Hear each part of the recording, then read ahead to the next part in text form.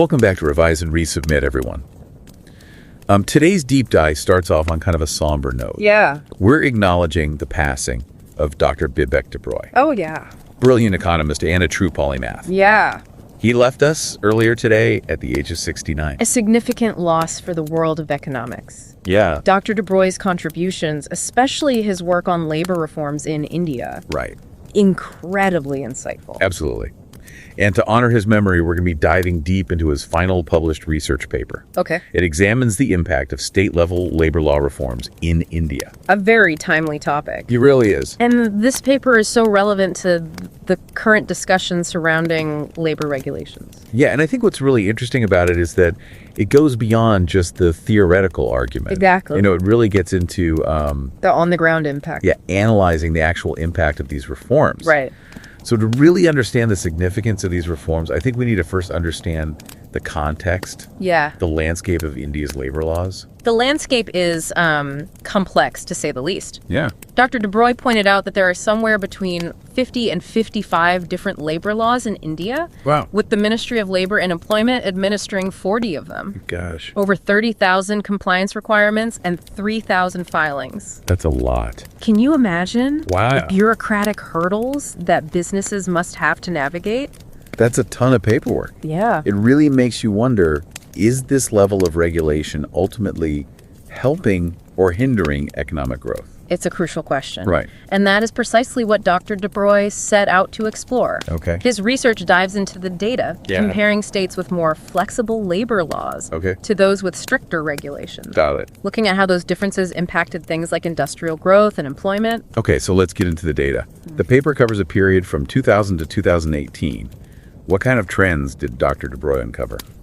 Well, one of the first things that jumps out at you Okay. is the growth in industrial units, particularly in states with more flexible labor laws. Oh, These states saw a significantly higher increase in the number of industrial units, especially large ones, Okay. compared to states with stricter regulations. so more flexible laws, more industries setting up shop. It seems that way. Interesting. Yeah. What about the impact on jobs? Yeah. Did those new industries translate into more employment opportunities? That's the key question, right? And Yeah. the data suggests they did. Okay. The study found a noticeable difference in employment growth between the two categories of states, Okay. especially in states where manufacturing is a big part of the economy. Uh-huh. Those with flexible labor laws saw considerably more job growth. Okay, so more industries, more jobs. Yeah. But I'm wondering, you know, some might argue that this growth comes at the expense of worker protection. Right. You know, maybe it leads to an increase in contract labor. Yeah. With fewer benefits and job security. Did the research address that concern? It did. Dr. Debroy looked at the growth of contract labor across all states, regardless of their labor laws. Okay. Interestingly, there was a significant increase in contract worker hiring across the board, Interesting. particularly in firms with between 301 and 500 workers. That specific number is intriguing. Yeah. It's almost as if companies are hitting some kind of policy constraint at that size Yeah. that's prompting them to lean more on contract labor. It's a sharp observation, and it's something that definitely warrants further investigation. For sure. It is worth mentioning, though, that even with this increase in contract labor, there's a broader trend in India towards capital-intensive production. Okay. This means businesses are investing more in automation and technology, regardless of labor laws. So even if labor laws were completely flexible, we might still see a rise in contract labor just because this shift toward automation. Exactly. Got it. The changing nature of work itself is a significant factor here. Okay, so the graphical analysis gives us a good overview. Yes. But Dr. Debroy went a step further and used econometric analysis to delve deeper into these trends. A deeper dive. Yes. Now, I admit, econometrics can sound a little bit intimidating. Right. Can you break it down for us? What exactly did this analysis reveal? Sure. Essentially, econometrics allows us to isolate the impact of specific factors, like labor law flexibility, Okay. while controlling for other variables that could influence the outcome. Okay. Think of it like a filter that helps us see the true impact of the variable we're interested in. I'm starting to get the picture. Yeah. So through this filtering process, what did Dr. Debroy's analysis reveal about the relationship between labor reforms and employment? Well, the analysis pointed towards a positive relationship. even after accounting for other factors like infrastructure development, industrial disputes, and education levels. It seems that labor law reforms did have a positive impact on employment growth. That's quite a significant finding. Yeah.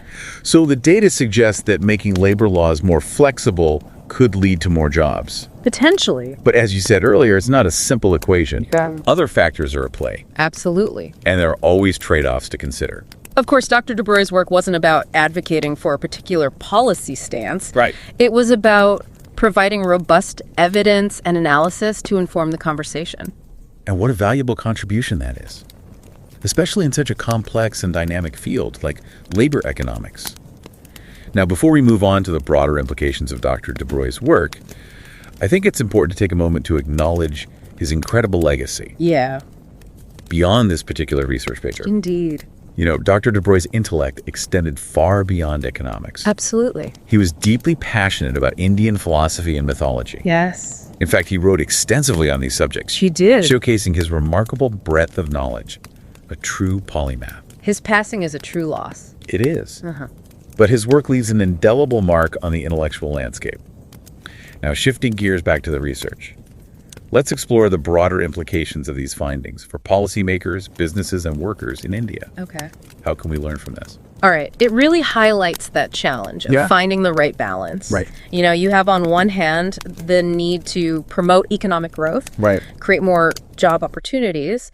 But on the other hand, we have to make sure that workers are protected and have access to fair wages and safe working conditions. It's not about choosing one side over the other. Exactly. It's about finding that sweet spot Yeah. where businesses can thrive and workers aren't exploited. I agree. And you know, it's worth noting that Dr. Debroy's research focused specifically on seat-level reforms. Right.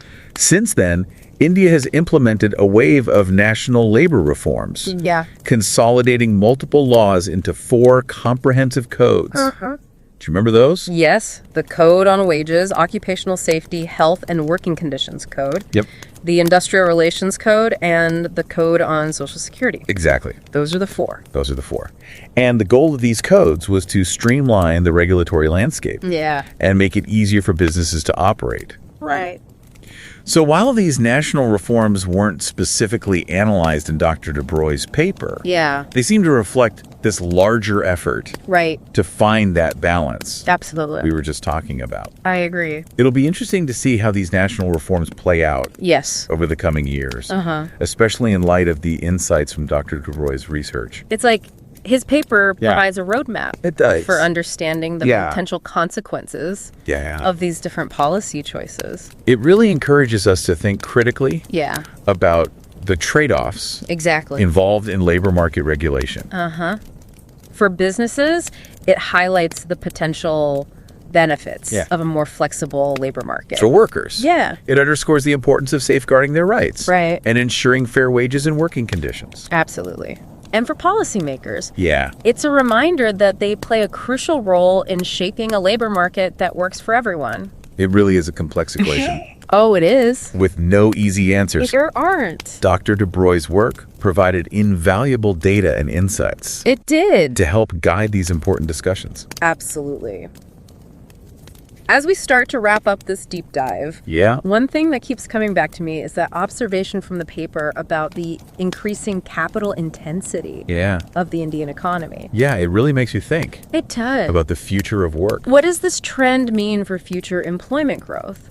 How can we ensure that the benefits of economic growth are shared equitably among workers? Those are big questions. They are. These are vital questions that India needs to address. And these are questions that Dr. Debroy himself dedicated his life to exploring. He did. His research provides a framework It does. for understanding these complex issues, For sure. but it also leaves us with a sense of responsibility It does. to engage with these questions. To debate them vigorously. Right. And to work towards solutions that benefit all Indians. Yeah, that's a legacy that truly honors his memory. Beautifully said, Dr. Bibek Debroy. Yeah. Your work will continue to illuminate the path forward as we navigate the complexities of India's labor market. Right. Your insights will be with us. You know, as we conclude, I'm reminded of how he was so much more than just an economist. Absolutely. He was a prolific writer, Yeah. sharing his knowledge and passion for Indian philosophy and mythology with the world. His contributions to those fields are just as significant as his work in economics. He was a true polymath, He was. a rare intellect whose legacy will continue to inspire generations to come. And to our listeners, we encourage you to explore more of Dr. Debroy's work. His books, his papers, his insights offer a wealth of knowledge. We'll include links in the show notes so you can delve deeper.